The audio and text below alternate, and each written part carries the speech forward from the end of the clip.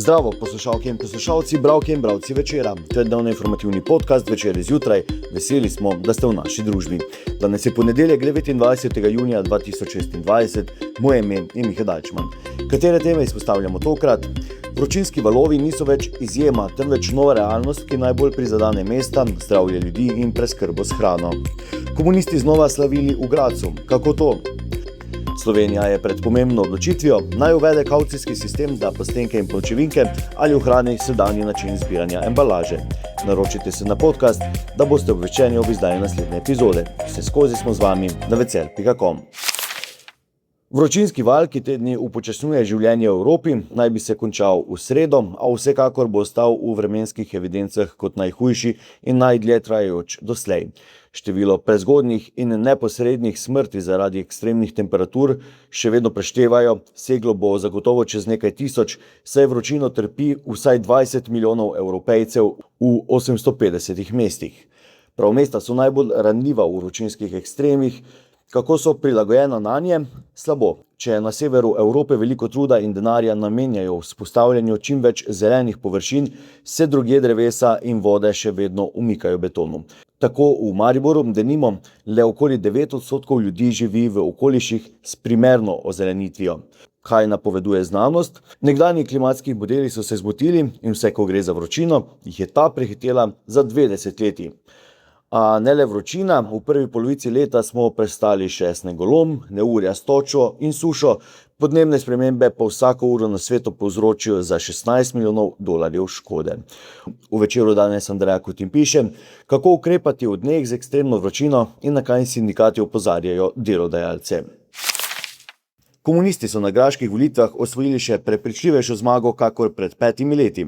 Tedaj 28,8% glasov.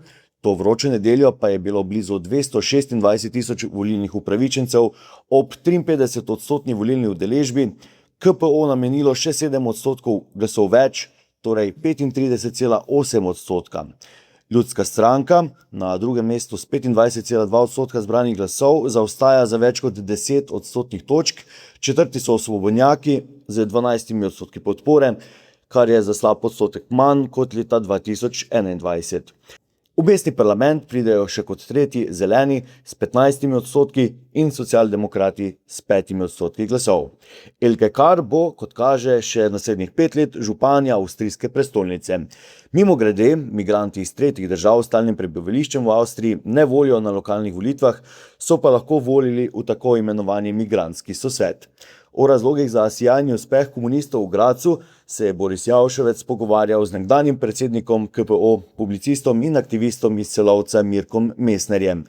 Koroškega Slovenca, ki pove, da so se avstrijski komunisti že davno odrekli komunistični pošasti revolucije, je Javševec vprašal, kako da je Gradec tako drugačen od preostanka Avstrije, sploh pa Štajerske, kjer že leto in pol deželi vlada desničarska FPO. Plastenka vode, pločevinka piva ali ledenega čaja, izdelki, ki jih vsak dan skoraj samoumevno odvržemo v rumeni zabojnik, so se v zadnjih mesecih znašli v središču ene najbolj vročih okoljskih in gospodarskih tem v Sloveniji. Na prvi pogled gre le za odpadno embalažo, v resnici pa vprašanje odpira precej širšo dilemo. Ali naj država korenito spremeni sistem ravnanja z embalažo, čeprav po večini kazalnika evropske cilje že dosega.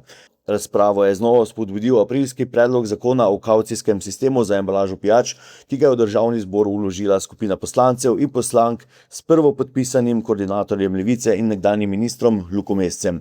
Predlog predvideva obvezno vračilo plastenk in pločevink za enkratno uporabo, uvedbo najmanj 15-centske kavcije, enotnega upravljalca sistema, ter obveznost trgovcev, da prevzamejo prazno embalažo. Podrobnosti na vecer.com. To je bil Večer zjutraj 29. junija 2026. Z vami sem bil Miha Dajčman.